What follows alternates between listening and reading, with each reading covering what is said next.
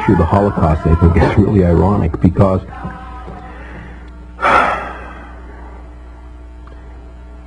so much literature has been expended in the pursuit of exposing Hitler and the Holocaust and the terrible tragedy that occurred with the Jews, where 6 million people perished. What most people in this country fail to realize is that the model for that was here, was the treatment of our Indian people, was the model for Hitler, and he said so. He wrote it down, and he said that the prison camps here were the model for the prison camps.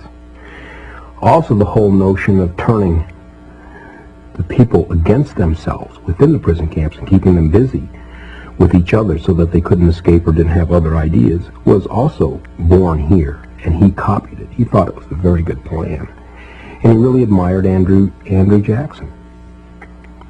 So it's a little-known part of history, but it is a reality, and nobody's ever really addressed it. Nobody's ever really talked about the Holocaust here. I mean, there were conservative figures, 19 million Indian people living in North America, 19 million. And by 1970, there were 260,000. They didn't move to Hawaii, or they didn't go to Sweden. Where did they go? They are gone. They were gone. Killed. Murdered. But 19 million people. That's not a Holocaust.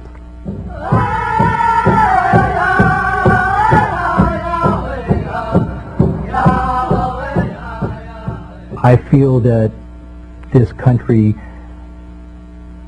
doesn't understand historically what happened to its indigenous people.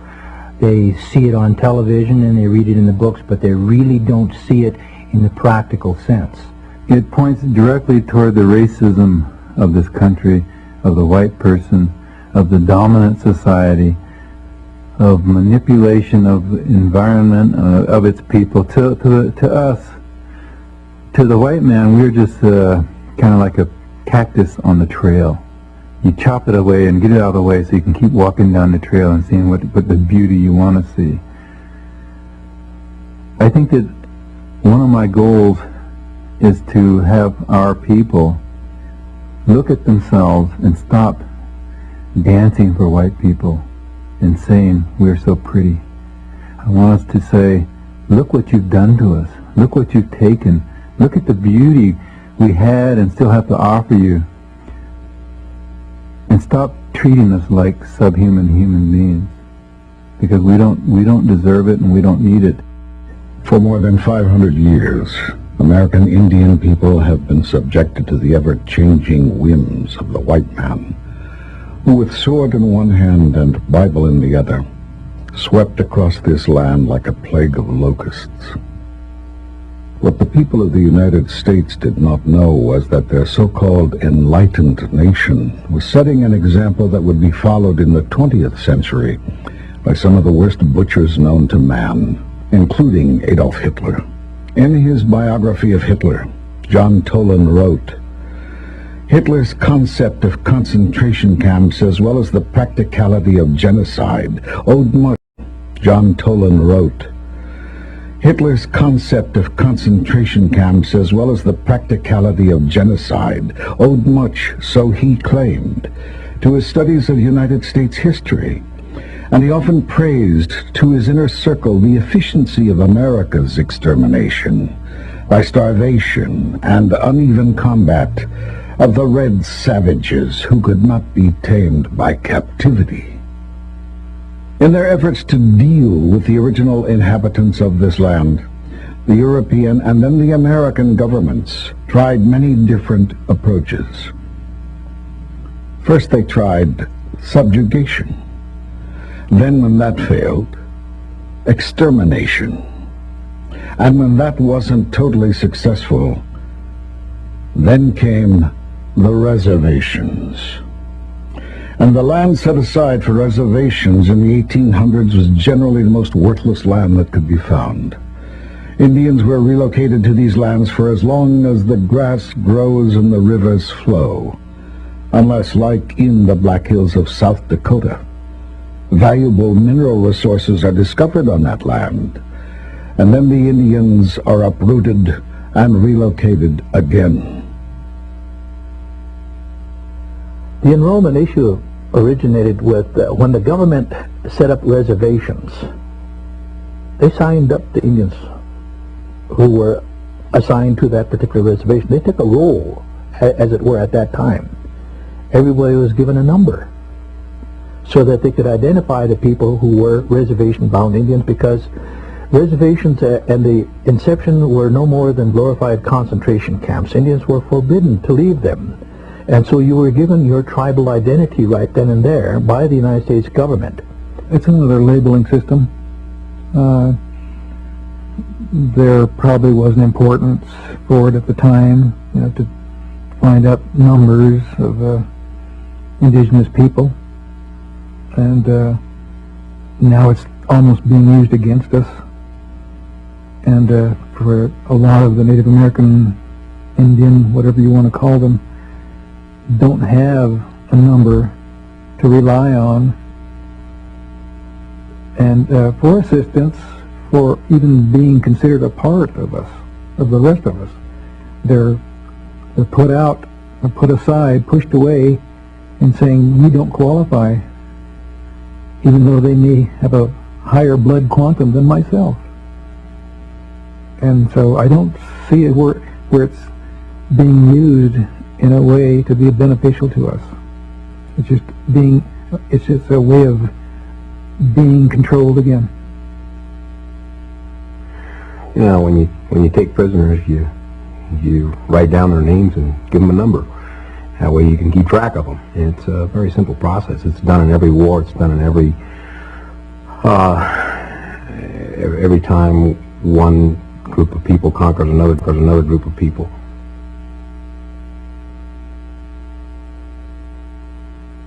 When I was younger, I was extremely angry about it. Now there's a sadness because things will never be the way that they used to be. It will never happen. So I just try and work as hard as I can to retain as much of my culture for myself, for future generations. But I'm never going to let them forget it. I don't think that this country will ever really heal itself until it answers the question of what it did to its indigenous people.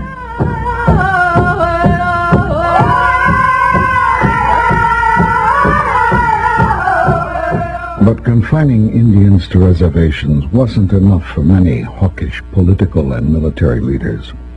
Nothing short of total annihilation of the American Indian was acceptable in their eyes.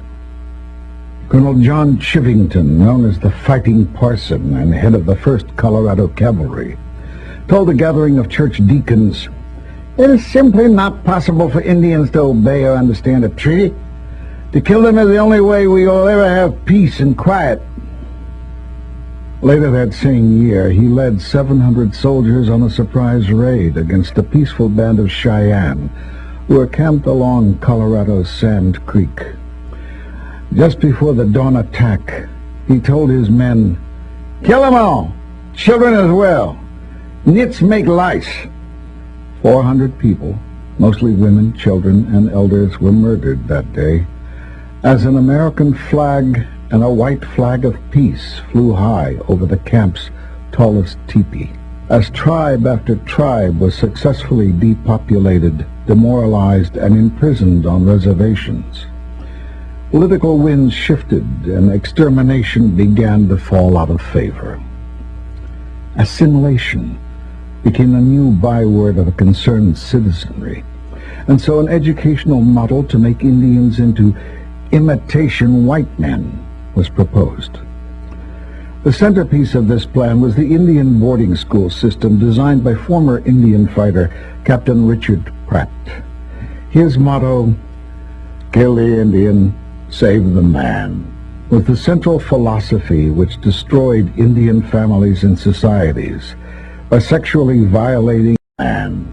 Was the central philosophy which destroyed Indian families and societies by sexually violating and brainwashing generations of Indian children into believing that their language, culture, clothing, and their very identity was evil.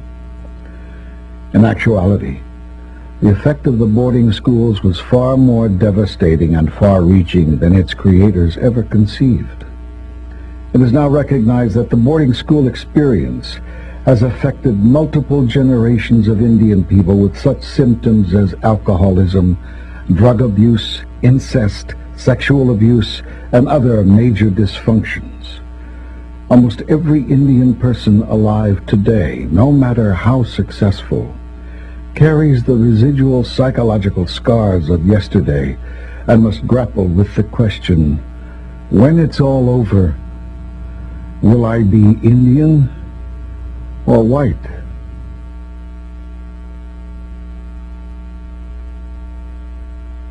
I grew up with the signs, no Indians or dogs allowed, and had to abide by those signs, not being able to go into places. And so from the very time I was very small, I think that I learned that you had to be strong in order to be an Indian. How do I define an Indian? That's a political question that's very difficult to deal with. Traditionally, the Apache people didn't have a definition of who was Indian. I'm the only person that doesn't claim to be American Indian, because American Indian is only 500 years old, but I was here before Columbus. So that doesn't make me American Indian. So I'm a non-Indian. No, I'm a non-American. Today, America, nobody knows what America is, or nobody knows what Indian means. So the only Indian that was defined by Congress is primitive or North American Indian. But then what is primitive? Anything that grows by itself is primitive, but when you put a fence around it, it's not primitive anymore. So then what is Indian? 93rd Congress changed its tune to what is Indian to who is Indian, so only half will be regarded as Indian. So American Indian cannot be defined as a nation.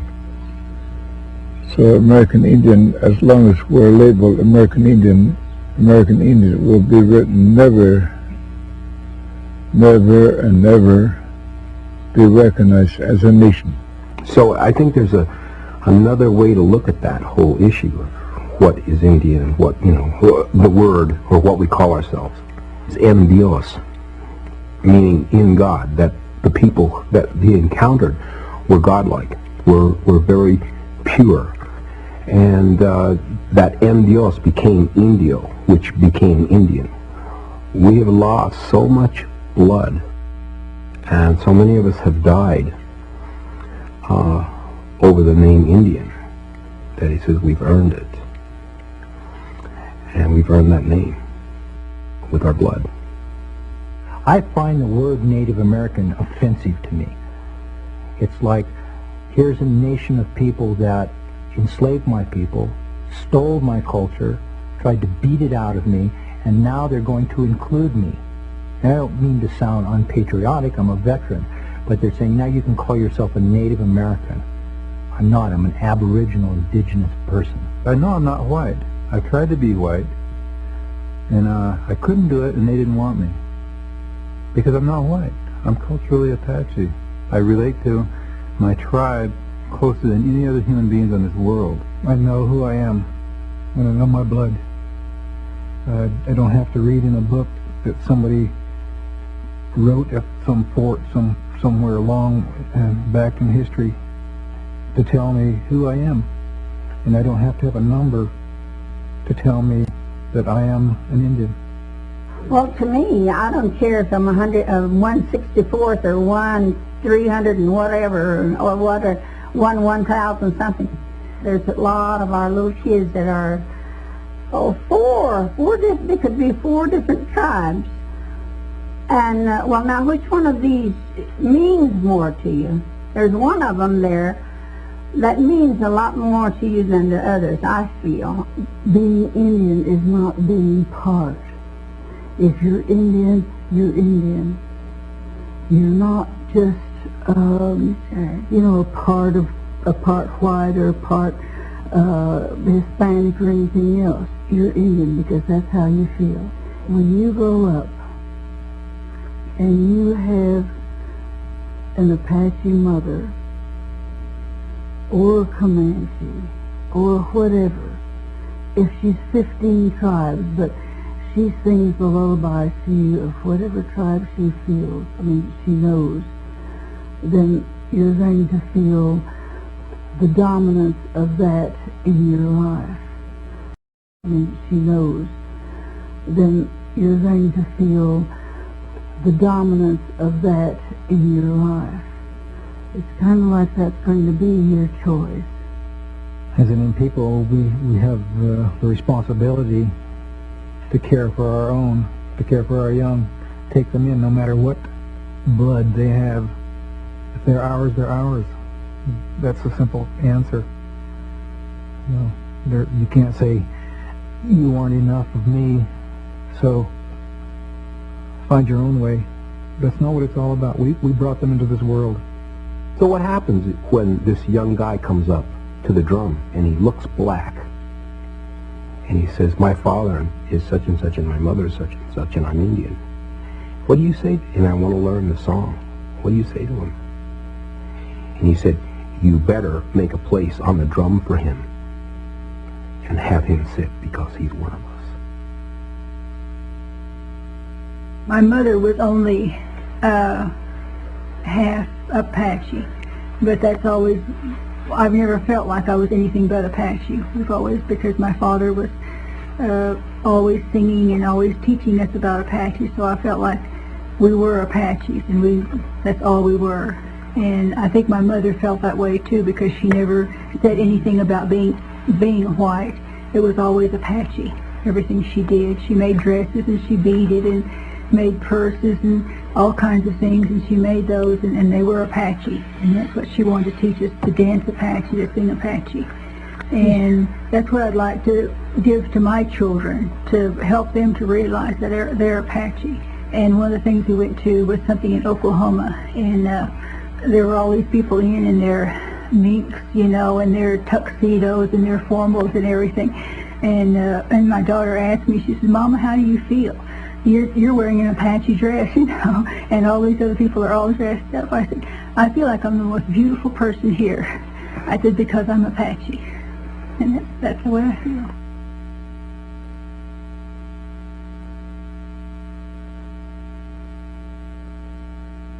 Somebody asked me one time, what is it like being a Native person, and especially being a person of mixed blood? It's a constant explanation of my culture. I'm totally amazed at how much the non-Indian population knows about my existence. As far as tribal identity is concerned, this is, for many years, back in the times when this hatred and hostility about American Indians in our own country was so prevalent that many people who left the reservations, Native people who left the reservations, hid their tribal identity so that they could be accepted by the dominant society. Because Indians were being relocated to the cities by the thousands to empty the reservations so that the termination policy could be effected, we suddenly had an explosion of urban Indians. The urban Indians oftentimes did not, once they had children, they would not enroll them with their own tribe. They didn't take the time or the effort, or, as one Indian said, what's it worth to be an Indian In the 1950s, the federal government instituted yet another new Indian policy known as termination. The purpose of this policy? To eliminate tribal governments and tribal lands, along with any vestige of tribal identity, so that the Red Nation would become part of America's great melting pot. A major part of this program launched another relocation campaign which offered training, jobs, and a part of the American dream to any Indian who would leave the reservation and move to the city. What most Indians who signed up for the relocation program found instead was isolation, alienation, and further disintegration of their culture and identity.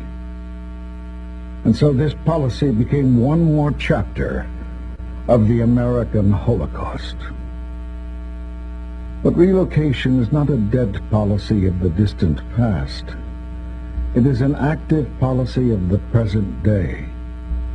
By order of the U.S. government, more than 12,000 Navajo people have been forced in the last 25 years to move from their traditional homelands on Big Mountain in Arizona, to be resettled one more time on land nobody wants. Contaminated desert bottomlands of the Rio Puerco, downstream from the largest radiation spill in American history. The reason for relocation this time? The discovery of one of the largest coal deposits ever found in North America. The most recent law which strengthened and accelerated this forced removal was introduced by Senator John McCain and signed into law in 1998. Because as Indians, we're not pulling together. We're so fragmented, and still that's the white way, to break us up, make us weak. And we are strong, but we're so far apart from one another, make us weak. And we are strong, but we're so far apart from one another and can't come together on the issues. Would just as soon go their way and say, oh, you take care of it. We exclude, cut out, don't let in. Where is that tradition? What's that tradition from? It's from Europe. So we're being good white people when we do that, when we're being exclusive, but we're not being what our ancestors were. This world loses 6 million Jewish people, and the world feels sorry.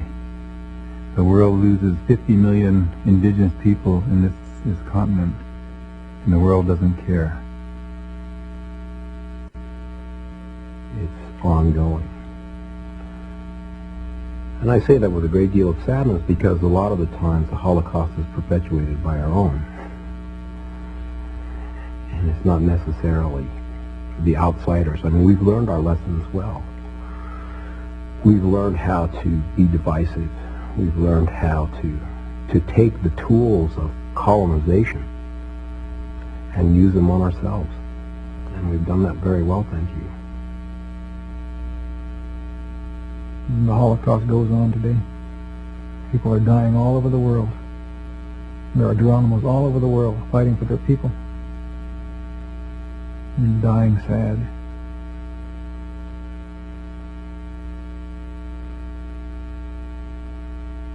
All I know is all these years of what Western civilization has tried to do to indigenous people that we still endure. I'm proud of my people, and I'm proud of who I am, and what they did and what they stood for.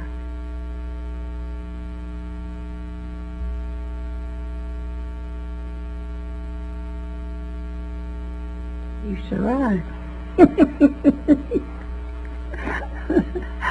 No, we've always survived, and we're still surviving.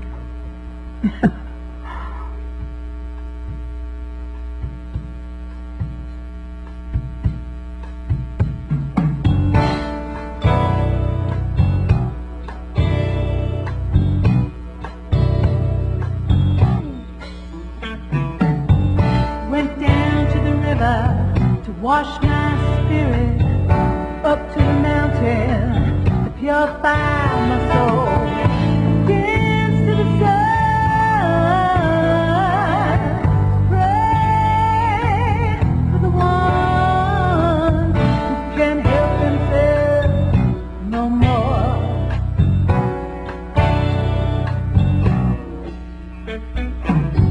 I'm guided by my vision, everything's related, walking in beauty, our children are sacred. When it's all over, I'm still the Indian. No matter what you do, I'll still be strong.